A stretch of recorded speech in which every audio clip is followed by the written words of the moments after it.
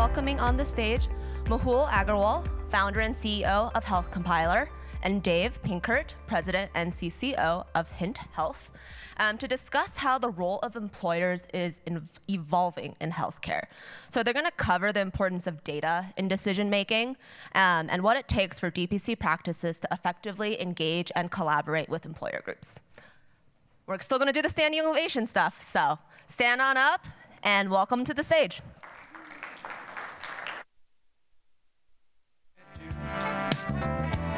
Thanks, Austin. The energy looks a little lower. That was a standing ovation, but just barely. Yeah, we're just moving. Has everybody had another round of coffee? It's that time of the day where we're starting to get between you guys and maybe a really nice happy hour somewhere. It's an exciting time to be part of the direct primary care movement. We're in a really interesting position at Hint Health because we're very closely connected to the community at large, but we're also very connected to people who are launching new direct primary care practices. We see the numbers growing every month and every year of new people coming in to the direct primary care community, and that's really exciting. We're also in a position where we see the growth of employers' involvement in direct primary care, which is a great opportunity, but it creates several new challenges that we have to address. As you may have seen in our Hint Employer Trends report that got dropped yesterday, now 58% of DPC lives are funded or partially funded by an employer, which is up from 50% the last time we published this. So the role of employers is increasing in direct primary care. It's not changing. It's not going to go away anytime soon. And as self-funded employers now represent 100 million covered lives and have a fiduciary responsibility to their employees, the pressure is growing for employers to be smarter, to be more data-driven in their actions and more accountable with every benefits dollar. So I'm Dave Pinkert. I'm President and Chief Commercial Officer at Hint Health, but I'm delighted to be here with an expert, someone who is really on the forefront of helping transform the employer healthcare model to explore how employers are aligning with DPC, not just as a healthcare model, but as a fiduciary solution as well. Before we start, Mehul, would you like to introduce yourself and give us a little more detail on your background and your expertise? Sure, absolutely. Thanks, Dave. My name is Mehul. I founded a company called Health Compiler a couple years ago. We are a data platform and predominantly helping self-funded models, DPC-led self-funded models. DPCs have challenges to show their value back to the employers, not just outcomes, but cost and several other metrics that the employers, especially the CFO down to the benefit advisors and the HR look for. So we cover that gap, show their value back to the employers, and have been in tech, based in San Francisco Bay Area, been in health tech for a long time. Thank you for the opportunity. Yeah, we're really glad to have you. So let's start with a high-level question before we start to get into some details. You spend a lot of your time talking with employers about health benefits, about their health network, and about direct primary care specifically. In your conversations with employers, what are some of the trends that are emerging, both in terms of how they think about benefit design and their role as a fiduciary? Yeah, absolutely. I mean, we're working a lot with the DPCs, but they have pulled us into several conversations with employer groups. So we're seeing more and more cash pay. The trend is moving towards cash pay. And as I was telling you before, now we're seeing health systems getting into building up their own DPC model. So there's definitely a trend towards cash pay. They are getting better aligned when it comes to managing risk in the self-funded model and going more private. That's another trend that we see. We're definitely seeing a lot of working with independent clinics for surgeries, like independent surgery centers. So that's what we're seeing for the most part. And how do those models help align with fiduciary responsibilities, just beyond looking for better value for healthcare? Yeah, exactly. I mean, beyond cost, beyond care, then comes risk and liability. Yeah. I think this particular model definitely, provides all of it, better cost and better quality, but then the CFOs are asking, how are we doing with respect to the entire risk profile? So I think data becomes the key, and the whole stack from TPA to clinical side, and the clinical side is very, very, very valuable. And the better we do on the reporting on that side, the better we get. We're not doing reporting for getting billed or getting reimbursements, but to show the value, the care that we're delivering at the DPC level. Yeah, so let's go there a little bit and peel a couple of layers back. So since you've been doing this and since you started talking with employers, what do you see changing in how employers evaluate the efficacy, the quality, and the cost performance of delivery models like a DPC, and what, if anything, is driving that deeper interest? Can you ask that question again, please? Yeah. So in the time you've been talking with employers, let's say over the last 5 years, what's changed in how employers evaluate care delivery models like DPC? So yeah, I mean, previously they relied heavily, I would say, on the benefit advisors' narratives, and of course, but these days they're asking a lot more questions. So that's something that we're seeing. They're being asked more questions, and then if the advisors are pitching for DPCs, then they're asking for the data. Like, okay, tell me 3 things here. You're claiming better cost. Okay, show me how. Better care, show me how. But more importantly, would I be compliant or would I get sued tomorrow? If so, then how can I stand on the court? And my answer to that is always data. Like, be prepared, and if we could go into a deal and show it up front, that's a lot of benefit advisors are doing that with our platform. We give them a report and they show it up front to the employers.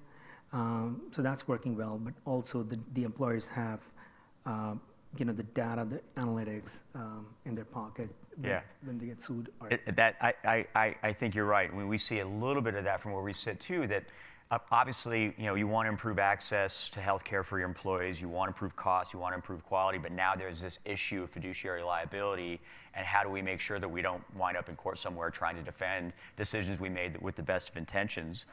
Well, let's flip this a little bit and talk about how regulators evaluate fiduciary performance and fiduciary compliance. What are you seeing there, and how can DPC be part of that solution? Sure. I mean, I was reading up something, and I did see that more and more, small employers are now going to get scrutinized, as we're seeing. ERISA definitely are, after so many things have already happened, scrutinies. So I think the only way they can be fiduciary responsible if there's some sort of scorecard at the highest level, the full stack. We definitely feel that that's something that we could achieve as a company, and so we are starting off with the DPC, making the dent there, then working upwards. And can you think of specific cases or examples where you've seen that happen, scorecards that you've seen be effective, and what are some of the attributes of those? So far, I've not seen any. Yeah. And that's what motivating us to create. Yeah. But at the highest level, that is something that is definitely, I feel, is needed. Yeah. I mean, compared to a fee-for-service practice where data really is only collected and analyzed for payment purposes, what's different in the data collection analysis in a direct primary care practice? I mean, by and large, 3 things that I just mentioned, Dave. A is, the quality of care. We all know, I mean, I look at the data every time, there's 30% drop in claims. That's what I see all the time. The care is much better. The doctor is spending more time with the patient, so the quality of care is far better. And then there's so many urgent care that has been avoided that we see, and we put a dollar value on that.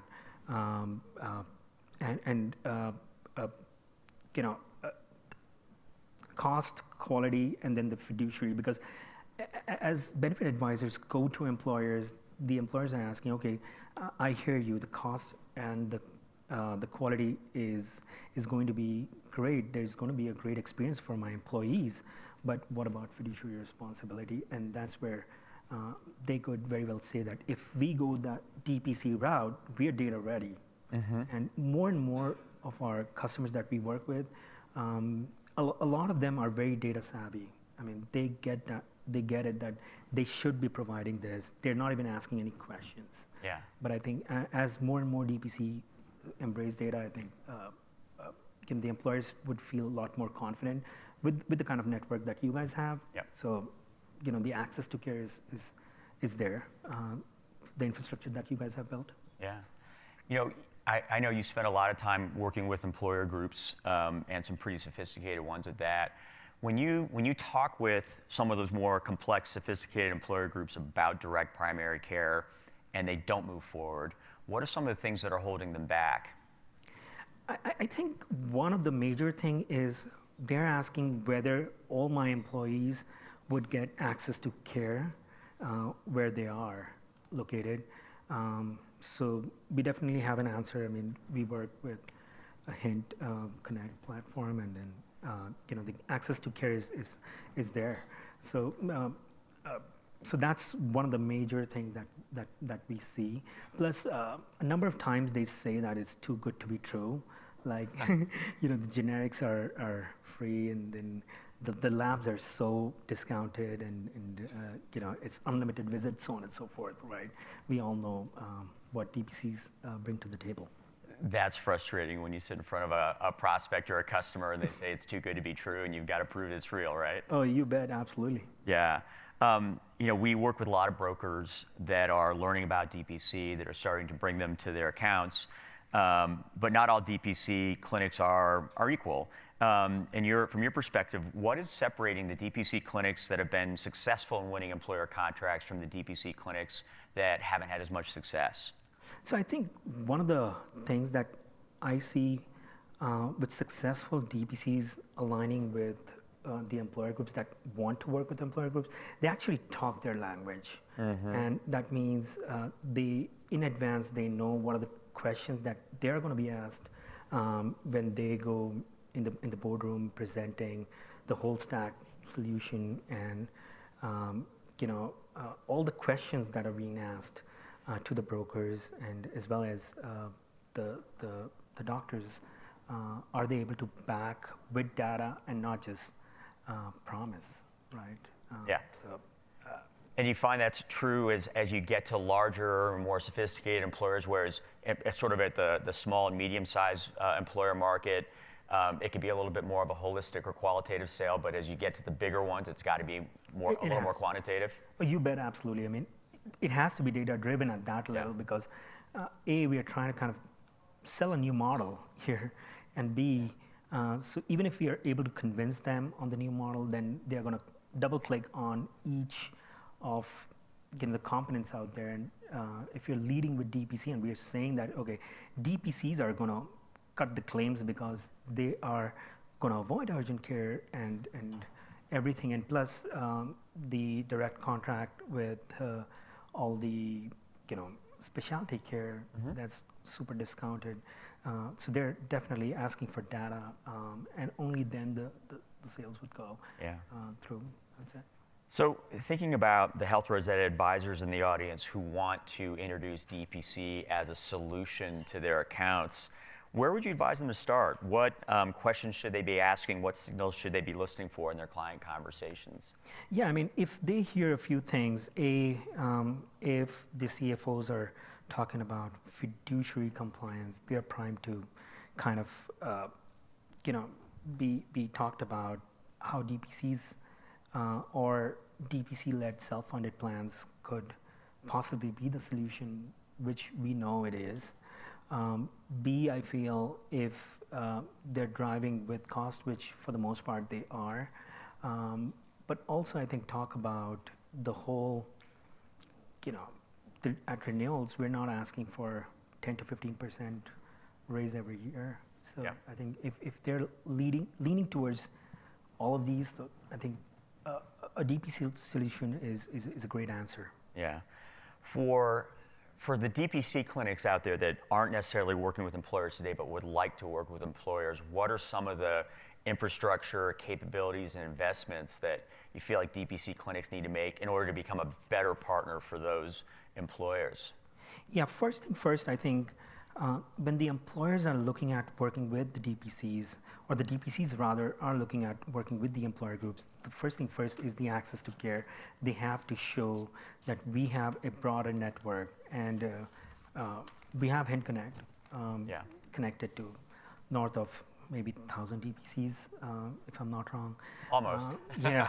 Almost there. So that's number one. That makes it very attractive, for the employers. B, that they would be able to kind of provide data. As we work with more and more groups, we are seeing that that's not an optional thing anymore. We have to lead, as we go up the ranks and want to work with larger employer groups. 3, I think they definitely have to partner up with more and more benefit advisors that are keen to get DPCs in, and I think spotting those is something that's very important early on. So, and one of the things you and I have talked about in the past is how do we help DPCs get their data to a point where it's kind of actuary grade. What can clinics do to sort of get to that higher level of credibility in the data and the information that they're sharing with their employer clients? Yeah, absolutely. I mean, our output is going to be as good as the data that's fed in, right? Yeah. And I think I've gotten some pushback from DPCs that, hey, we don't want to code, we don't want to kind of put in all the information, but we're not putting information into the system to get reimbursed. We are putting in the data to kind of show our value back to the employers, A, to get that employer, but B, to get that renewal and keep that employer for as long as we can.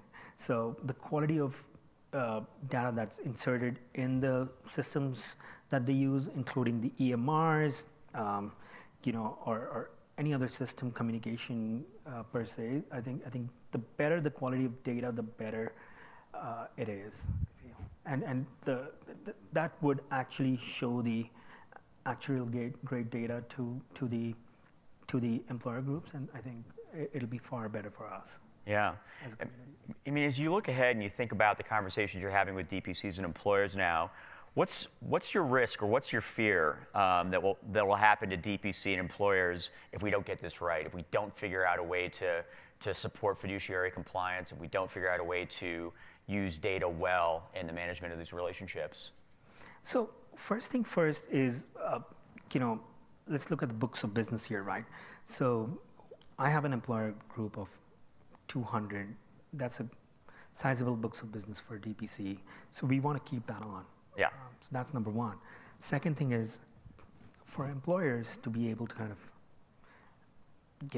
know that the plan is working for the employees. That's pretty important from the, managing ERISAs of the world better. So I feel that, we definitely need to give value to data. I think we're doing well, and I think next year is going to grow. The movement is about to kind of grow. This is our homecoming party, in my view. So I feel that the quality of data, we should not refrain from kind of inserting all the information that we can, so that the output can be great and the employers are comfortable and say that they're fiduciary compliant. Plus, if they have a court hearing, they have something to show. Yeah. Just looking at time, we're doing pretty well, but I'm going to stop asking you questions for a second, and then we're going to open it up to the audience for any questions you guys may have for Mehul or for me about using data to manage DPC employer relationships and to support fiduciary compliance. Mike is coming your way. So we use Health Compiler, and we use it as a lead to actually gain new employer groups. We have about 120 employer groups that we cover, throughout Southeast Tennessee, Northwest Georgia, Northern Alabama. And one of the big things that Health Compiler's done for us is benchmarking. And then that fiduciary responsibility, what we found is, claims data, utilization, and cost, and being able to show back to the employer that it's not good enough to say what we do, actually proving what it is that we do. And Health Compiler has been able to help us with that. Mehul, I would like to know more about what the future of data looks like for DPCs in your point of view. So one of the recent things that we've talked about, or at least I'm seeing being asked to us, I think Beth's here, and Beth and I have spoken about HEDIS, like can we do HEDIS measures, and is that the future? But then that was more of a conversation and brainstorming session between us. But then right now we are in a conversation with a large, I would say they're going to become a large DPC, and they want to kind of do HEDIS measures, but that's more of an internal thing. That is something that we are seeing. But I feel that for us, if we could, as I mentioned earlier, like if we could show the entire stack as a plan, not just DPC bolt-on and just DPC individually, I think that would be important. And DPCs aligning to that stack would be very important, I feel, as at a plan level. I vote against HEDIS. Please no. I'm going to make it happen, whatever Yeah. the community wants. So, whatever. If you guys vote against it, so be it. Yeah. We'll not do it. Does that answer your question, Brian? Great. Who's next? What other questions do we have in the audience? Does it Please. matter what EHR you utilize in order to utilize your service? So we are, I would say, EHR agnostic, and we are pretty much integrated with all the EHRs that the DPCs use. And some of the DPCs are more sophisticated and they use like ECW or Athena, right? And in my previous life, we've like integrated with top 200 EHRs, Epic, Cerner, Modmed, Azalea, you name it. So we can make it work. So yeah, we did one employer group, actually with HintConnect, where there were like 17 different practices. Most of them were on different EHRs. So yeah, we were able to get the data consolidated and kind of roll it up for the employers.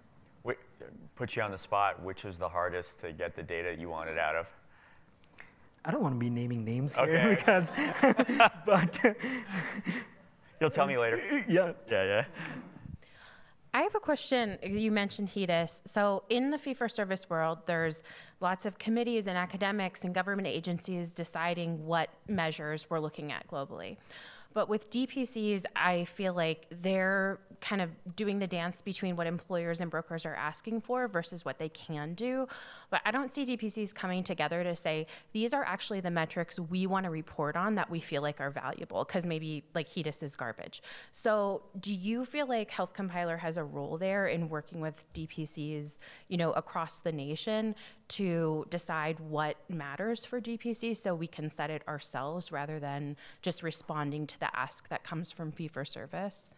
Absolutely, Beth. I think that's a great point, and we would love to do it if the community is on. So far, we are showing what we feel is important after working with north of 50 to 60 DPCs, maybe more. But there's definitely a role that you're talking about as a community. If we can kind of say, okay, this is what is needed to win more employer groups. This is what is needed to keep the renewals on year on year. This is what we need to make sure that we are able to kind of have our own benchmark, just the way HEDIS is for fee for service. So I think definitely I feel there is a role to be more proactive about it and come up with measures or matrix that is Well, and you're in the interesting position of you see where a lot of the innovation is happening between what employers are asking for, what DPCs would like to provide, and as you start to see those best practices emerge, you're in a nice spot to start to share that out to the community and let everybody know here are the metrics that actually really matter, both in terms of good quality metrics and things that speak the language of employers. Oh, you bet, absolutely, yeah. We would be open to that and happy to support there. Yeah.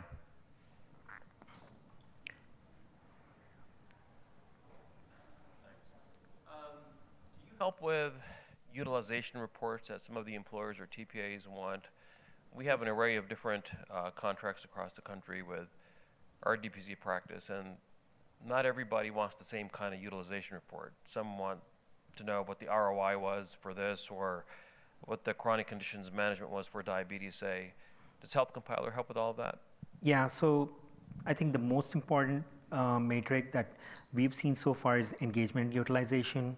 The next one is cost savings and chronic risk. So those are very standard reporting that comes with Health Compiler when you sign up. But then if there's a special ask to double click on specifics on the matrix side, we're always open to kind of build that out, and we're pretty fast about it. So does that answer your question? I think we have time for one more if there's anybody left. All right. Last but definitely not least. This is going to put you on the spot a little bit, so this is all speculative request from you. But with the changes and the ability for HSA, there's not been any ruling about what will be required, if any, sort of reporting to come out. Do you have any thoughts around what could come down the pipeline in the future and what they might be asking for, just to confirm that information for the employers? Yeah, let me think through it a little more. But I don't see anything changing just yet. But there could be more components, I feel, like usage of the funds in the HSA maybe.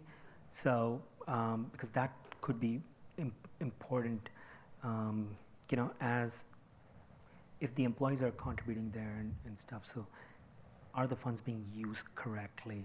And that could be correlated against if they're funding DPC using that, then is DPC working? So I think that is my best answer right now, Alex, but that's a great question. I need to think through it a little more. Well, and the final regs are still being drafted. So while the bill was passed, the IRS has to define between now and the end of the year exactly how it's going to work, what funding is acceptable, and what, if any, data and documentation is required. So I think we're in that holding pattern right now of the law is passed, now it needs to actually be implemented by 1/1, and we're all going to be scrambling to adjust. Dave answered that for me. So yeah. Thanks, Dave. Hey, thank you everybody for coming out today. Really appreciate you all being here and the thoughtful questions, and hope you enjoy the rest of your conference. Thank you. Hope this is helpful.